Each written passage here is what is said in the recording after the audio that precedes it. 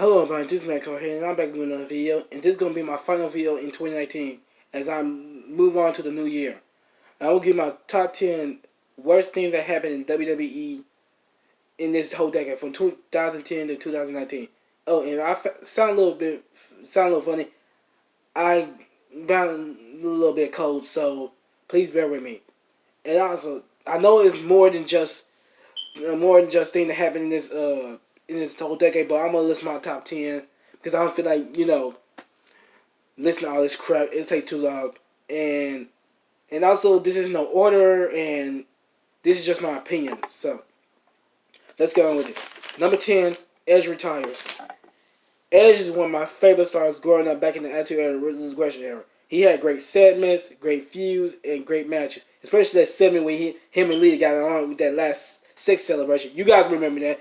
And also he put on that great match with we teamed up with Christian to take down the Hardys and Dudleys for the tag team belts at WrestleMania X7. And I saw him with Undertaker at WrestleMania T4, I believe.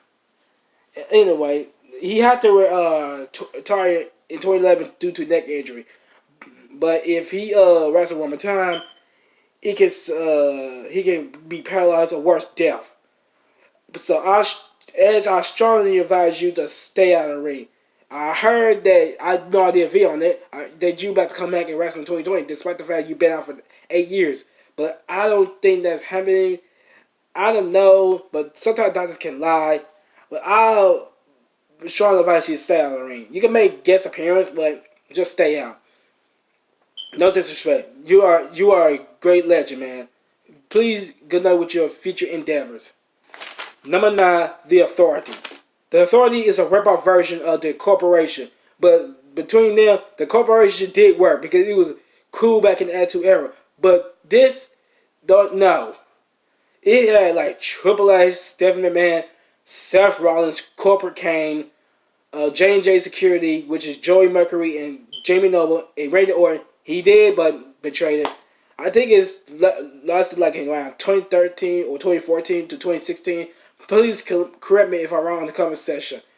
And the segment that it was way before Survivor Series that John Cena has the power to bring it back thanks to Vince McMahon.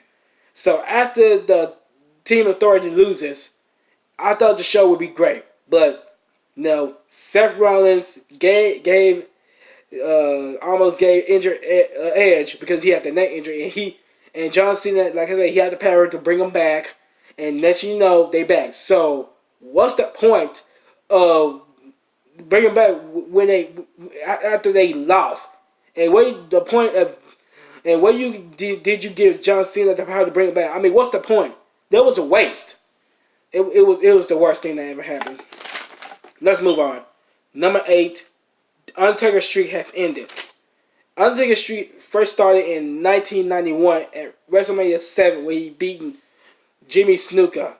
He was absent from other WrestleManias due to injury. But in 2014, his streak has ended by Brock Lesnar. Now, I did complain a lot, so I admit, but at least I rather have Undertaker streak ended by a great superstar like Brock Lesnar than anybody else. So I didn't want to end. I want him to retire with the streak unbeaten. So yeah. Anyway, Undertaker, you're awesome. Number 7, NXT ruins Survivor Series. This is Triple H's fault right there. Last month, Survivor Series had this brand Raw, SmackDown, and NXT. NXT blew out Raw and SmackDown. I don't know why they done it. I mean, the score, it was 4 for NXT, SmackDown 2, 1 Raw. This is how Triple H's fault for having NXT ruin Survivor Series. Way to go, Triple H. And fuck NXT. Number 6, Sting gets buried twice. As y'all know, Sting made his first debut in WWE, I think WrestleMania. I want him to face the Undertaker because it would be a good match. But, he wanted to face Triple H wanted to face him. And guess what happened? Triple H buried Sting. The reason why he done it is because WWE and WCW was competitive back in the 90s. You know, the Monday Night War. And WCW was kicking WWE ass. So WWE purchased WCW back in 2001, which that stands for WWE will always be better than WCW. That's what Triple H is saying. And not just Sting get better once, twice. That stupid ass Seth Rollins injured Sting, in which where he had to retire. Man, fuck Seth Rollins. This is another slap towards the WCW fans. Like, sorry. Nothing more. Now move on. Number 5, Women's Revolution. This is Stephanie's fault for bringing this revolution garbage to the WWE. It all first started like 9 women. You had like the Bella Twins, then Alicia Fox, then Team Bad known as Tamika, Naomi Greyhound Banks, and then Team PCB, Charlotte, Paige, and Cringy Lynch. Ever since the Women's Revolution started, it's been nothing but a nightmare. They main event like pay-per-views. They've been shoved down our throats, but every time you criticize about it, you get called a sexist, and despite the fact that they don't even watch it, it's just a personal piss break for them. I mean, like TLC, Battle War, they had their first Royal Rumble and their first pay-per-view. I mean, it is downright awful. And now they get their tag team women's belt. I mean, what the hell? Women's Revolution was the worst thing that happened in WWE. And this all thanks to Steph McMahon for that. Thanks a lot, Steph. Piece of shit. Number 4, the Smarks invasion. When indie wrestling hit, here come the Smarks. They hijack shows. They don't respect your opinions. They cry every time their favorite wrestler loses. They ruined Batista's 2014 Royal Rumble return. They ruined Roman Reigns' 2015 win. It's been a mess for WWE. Had to cater to these dumbass Smarks. And Vince McMahon like owns Smart. Steph McMahon and John Cena and Roman Reigns and all the other people. Smarks are nothing but cancer. I mean, you can't even like bash that favorite wrestler without them coming to your video and saying, "Oh, I'm gonna report you. You were wrong for bullying my favorite wrestler." Sorry, let me my throat a little bit dry up. Smarks, like I said, Smarks are cancer. You can't even enjoy a good product without them ruining it. They ruin WWE. They ruin Impact. They ruin RH. And they ruin NWA. Yes, I support NWA until they ruin it. So thanks a lot, Smarks. You fucking queers. All right, number 3. Big Man becomes a joke. It was back in the PG era.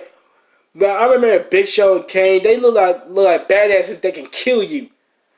But in this PG era, they become a joke. You had like Big Show run dressed up in a diaper, smiling like a little bitch, and him up there crying, dressed up like Pee Wee Herman's cousin.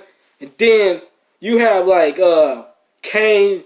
Remember I told you about the corporate Kane? It was awful. And then him cutting that Toys R Us promo with that giraffe, and teaming up with Dan Bryan, known as Team Hell No.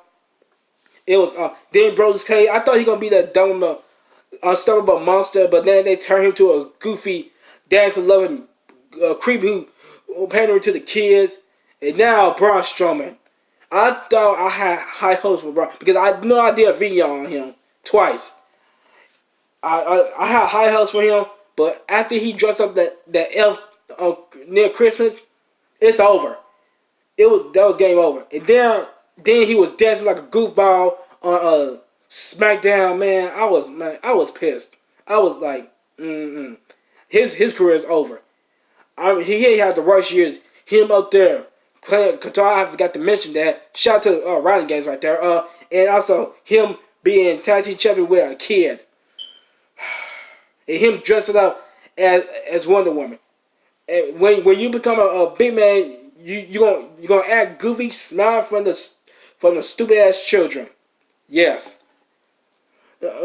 Anyway, I'll move on. I'm gonna make number 2. John Cena is a 16-time champ.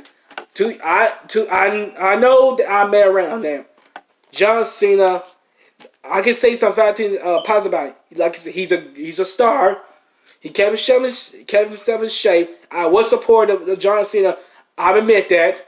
And also, he has charisma. He's good on the mic and everything else. But I had to say something negative about him. He been shoved down our throats. He buried other people's talent. He shoved challenge down his throats. He like BDF Crew said that he chilling away with a mother porn star. He ruined Michael Jason's marriage. He done everything. And the worst part is he won't turn heel. I want John Cena to turn heel, but every time we want him to turn heel, he said, "Well, it will break my C Nation children's hearts. I want them to see me as a bad guy. I want to see me as a good guy. I'm a Superman to these kids." And this is the reason why that we hate your gimmick. Your gimmick was cool back in 2002 to 2006, I believe. But once that PG giveness hit you, it's over. I know Smarks like hate you because you're a big man, but we hate you because you refuse to listen to us instead of listening to the kids. And now he won the 16-time champion. He beat AJ Styles like in 2017 Royal Rumble, which he made history bringing Ric Flair's title record. I know it's like 21, but I'm going for 16 as well. I know like these great superstars who never break Ric Flair's title record, like Hulk Hogan, Macho Man, Stone Cold, The Rock, Batista, The Undertaker, Triple H, Edge, Reigns, Brock Lesnar, and a few others. But John Cena, yeah. They say like John Cena for ruining the title reign for Ric Flair. Here's my number. Before I get to number 1, honorable mention. Dishonorable mentions. Seth Rollins as champion, Kofi as champion, the Cringy Lynch era. What else we got? Oscar streak has ended. That one I started for January, so forgive me on that one. WWE carrying to the Smarks. Wednesday Night Wars, which is my opinion boring. That's it. I got nothing. Like I said, it's more to it because I feel like I'm listening. Now, anyway, here's number 1. The product is still PG. I know PG hit in 2008, but PG back in the 80s, it was still entertaining. But the PG right here is horrible. You have like WWE up there pandering to the kids, like having Scooby-Doo, Jetsons, the Flintstones cartoon, crossover. There's no blood, no sexual appealing. The pay-per-view stunk.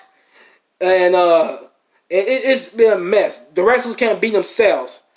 And they have to remember scripted promos and shit. And also, I had to blame this on Vince for allowing this to happen. The product is still PG for 2008 to, I don't know when, I don't know if 2020, I don't know. But I did support it, but like I said, I quit watching in 2016 because it was horrible. I can see why people don't like it. And also, it has Sheila Rays because it used to be high, but now it's low. Throughout this decade, I don't think it hit like the 4s or 5s. It hit the 3s due to that 25 years of Raw, but that's about it. So, there's PG and ND what ruins WWE. So, those are my top 10 worst things that happened in this whole decade. Please leave your comment below. Tell me what you think. This is Michael. I'm signing out.